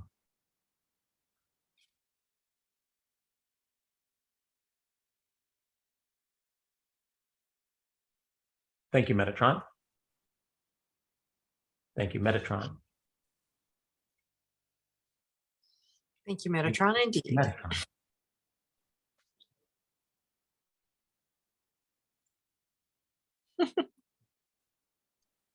What questions do you have? I'm not sure. It's interesting because I'm like, I mean, I know where I'm at and I know where you're at, but I think there are so many who are, even from my own experience with this recent group in Shasta, they are just learning. They're just opening up to this experience of the more. They have questions, they have doubts, they have, you know, from people that I have conversations with, they have lack of understanding, and apparently I have lack of understanding too. Do I know that there's more? Do I know that there's quantum? Do I know, you know, that there's multiple times happening all at once? Do I know that the divine, I actually even wrote the words, who cares? I didn't say it, but it's the, you know, yeah, they care about us because otherwise, why didn't they just, you know, take us all off planet like they did with the flood, you know, over and done, peace out. And I also think that people have the idea that when it's the end of time, quote unquote, that we're all like being lifted up on ship, you know, that there's a galactic ship waiting somewhere to take us all off so that this earth gets righted, the frequency and this, you know, the from capsized to right sized happens so that the universe is in its rightful place again, according to the blueprint. that yeah, there's a lot for, I think, the mind to kind of think through. And for me, I'm like, oh yeah, I get what they're saying. And are there not times where I say to myself, yeah, I use the term 3D brain because we, like you said, we learn it. And that's also one of the things too, that this whole last year, when we were talking about growth and like the changes, for me, one thing that I became aware of was limiting beliefs. And I don't know if that's one thing that you had to work through, if that's what they had you doing this last summer, is limiting beliefs. Erase. Did I hit a bone with that? Did you hit a bone, you said? Hit a note, hit a note, a tone, a bone, I don't know if you've ever heard that. You bite into something, you hit a bone, and it's kind of, yeah. Well, yeah. I mean, the whole limiting beliefs, which one could say are kind of programmed, Yeah, exactly. Removing those programs. Yeah. So this concept of deprogramming, getting clean and clear, and to be in response to what you said, Right. that has been the primary thing that I did over the summer, was clean and clear, clean and clear, which really is breaking down the concepts that I defined myself as, through or by. Which once you get into that process, which maybe you've done, you're doing, or whatever, or maybe your listeners do, you get into the process and you go, oh wow, there's a lot of stuff here. So it can be an intensive process that lasts for however long it needs to last. So did you need to go? No, somebody rang the doorbell and my dog's barking. So I was trying to turn it down and see who's taking care of it, because I'm not the only one home. Go ahead. Yeah, no. So the clean and clear process helps to allow truth to arise, which is a natural thing. The truth wants to be. The truth needs to be. And I'm sure you know this, Wendy. Sometimes you're like you said earlier, like when you channel, I do what I do, and that it is. You let the truth come out because it needs to or has to. And so if one can acknowledge that, and then allow for whatever process they have of getting clean and clear, kind of wiping the slate of being told,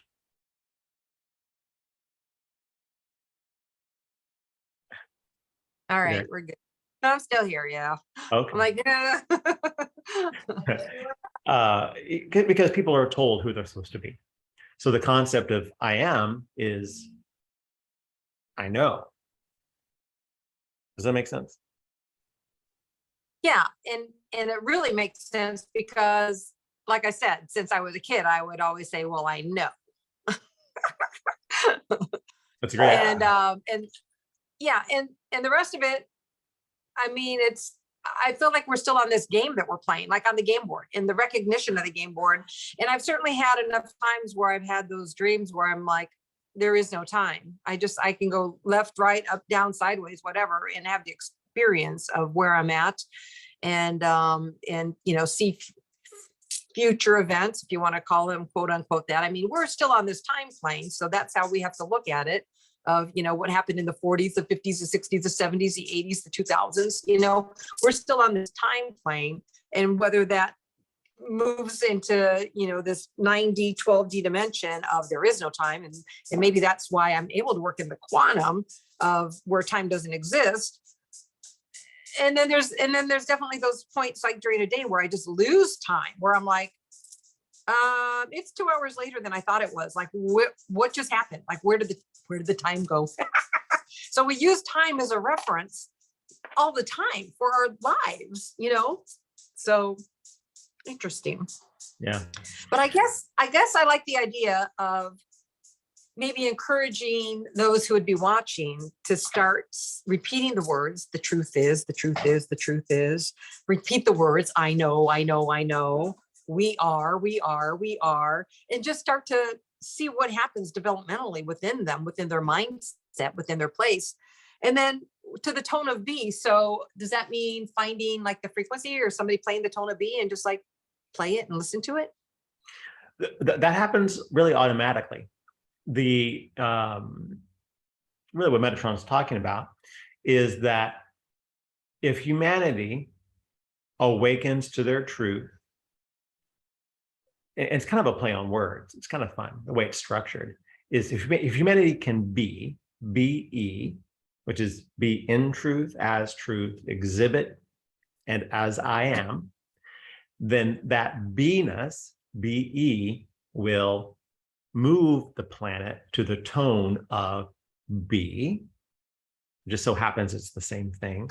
Beautiful divine design. What a synchronicity. Imagine that.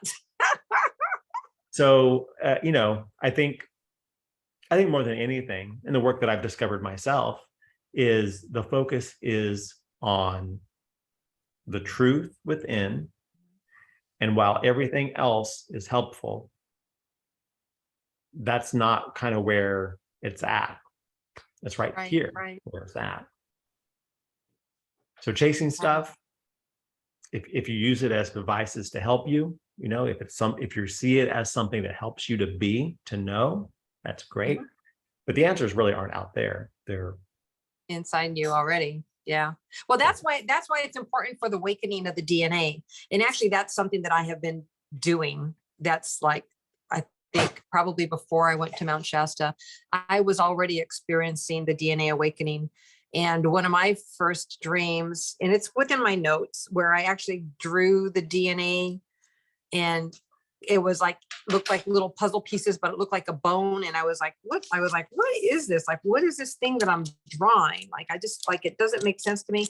I don't think it's in my current notes. I think it's in prior notes that I had it, but yeah, I think it's in prior notes, but anyway, but I drew it out. So I already saw it and I drew it. So I already knew I was awakening it within my own body. And then I've also had the experience where I can like see into my own body and see like different organs that I'm healing like within myself. It's very interesting. It's been, I mean, we're here to play the game and we're playing the game. And do I want to like leave tomorrow and go back up here so I can see it all from above and see what's happening? No, I want to be here and I want to watch it play out. And I want to have my own experiences in the meantime. So, and there is the more, and then there's the opening the awareness to, those that are watching and those that are experiencing and those that are awakening, but awakening to the truth. I know that the divine team, and I feel like I can feel them like pounding on my head or like, hello, wake up, to be like, excuse me, we're trying to tell you what you're supposed to be doing. So follow our guidance. But at the same time, I'm like, yeah, but I think you're talking to the people maybe 10 and 20 years from now. So us putting the ideas out here now are the light workers that are currently listening. They're going to be like, oh, so their awareness is going to start to awaken. And then we'll be able to start to show the younger ones who are developing, like my grandchildren, and maybe they already have those concepts. I feel like when it's all said and done, these new beings and souls that are coming in, they're the ones that are going to teach us. They're the ones that are going to tell us how it's supposed to be, because they're already divinely connected into their information. They already have that awareness, where we're kind of like, I don't know what I'm doing. I was figuring it out. Gotta go have some dinner tonight. Thanks. Cheers. Well, we're all still growing, so yeah. Like you seem, or you strike me as being very open to new ideas all the time. So it really, it's kind of a group effort. Yeah. Now, I mean, where we are at as being within the creator beings, but do you feel that they are starting to segregate that out even further? What do you mean? Within your role as who you are as your higher self and your soul self, it's being a creator being. So I don't know if you remember our conversation about that last time we got together. Yeah. Well, a person's knowing of themselves evolves and changes, which you could say it goes deeper and deeper into truth. Yeah. Like the more you live, the more you go, okay, I get it. I understand life more and more, and your understandings of yourself change. So the way I see myself is as a divine being. Yeah. And so there's not very many of us on the planet. And so my focus is on allowing the divinity to really shine through. Yeah. So that, just like the work you do, the more you are, the more it helps those who work with you, your followers, your fans, etc. They hang around you because they like you, what you exhibit.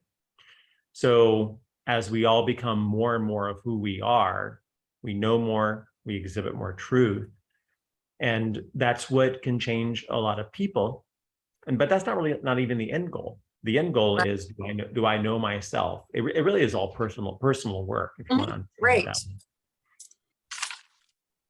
Yeah. Which in a way takes a lot of pressure off. Like you don't have to change the world. You just got to change yourself.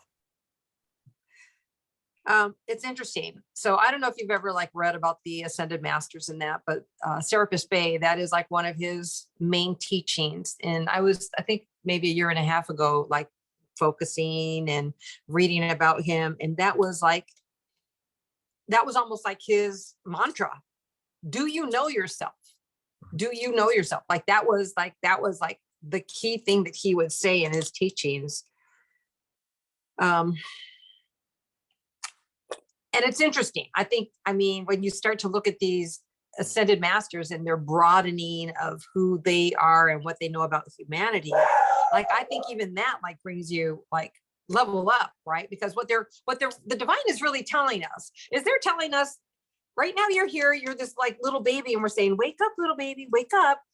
But where we're at is we're a toddler napping, and we don't have a clue. We still need that guidance. And so they're coming at us from this adult divine perspective of, hey, we already know, like, been there, done that. We've already, wrote the book, directed the movie, we're on, episode 10. And so what we're trying to help you do is we're trying to help you like open your eyes, little one, and here's a book of the universe, and we're gonna like start to tell you, like, let's read through the pages so that you can figure out that no, you're not on the moon, you're not in 3D, really, you're in the universe, and as a part of the universe, you're in 90. And so so it's kind of like they're giving us like a picture book and saying, okay, here's what you need to know. Like, now go find your truth. go grow up, start eating some solid foods, get your teeth in. I mean, that's the way I liken it. Now, will it happen faster than that? Probably. Yeah. Because like you said, we're speeded up. So I don't know. Well, I think it's an exciting time to be in human form. And it's if you want to think of it as a story, going back to like the storybook idea, it's a really fun story to be part of. And like if you're reading a book or watching a movie, you're like, oh wow, this is really good. I feel like you're at that point in the movie where you go, wow, this is really good. Or the book, where you go, it really is. Page turner is that's where we are right now with humanity. And so my feeling is, the way I look at it is, it's a lot of fun. It's really exciting. It's enjoyable, and it's a page turner. that's where I am. Boy, I'll say. Yeah. What's happening next? The truth gotta is, read through the page. What's happening next? Or if you want to think about it, you're writing the pages. You're writing it as you go. We're all authors, so it's a fun way to look at it too. Yeah, that's really cool. Well, Addison, I cannot thank you enough for your time here today. I mean, it's been so enjoyable and so enlightening. And Metatron, thank you for your time here today, dear one. So, dear ones, because it's obviously it's important news to get out there. And although my viewership isn't extremely high, maybe this is the opportunity for it to grow further as these expanded thoughts are coming. So, and as more people are looking and sharing the information, then that's where it's happening. So, yeah. Well, I appreciate your work, and to all your viewers, hello, and I think Wendy's great. I keep watching Wendy, and thank you for listening. If you're interested in more, check out AddisonAmes.com. And I thank Metatron. Thank you, Wendy, for having Metatron and myself on. It's been a great joy. So thank you all. Yeah, it really has. All right, I'm gonna say goodbye, but I'm gonna hang up. But or stop the recording, but if you can just hang on for a few moments, please. I feel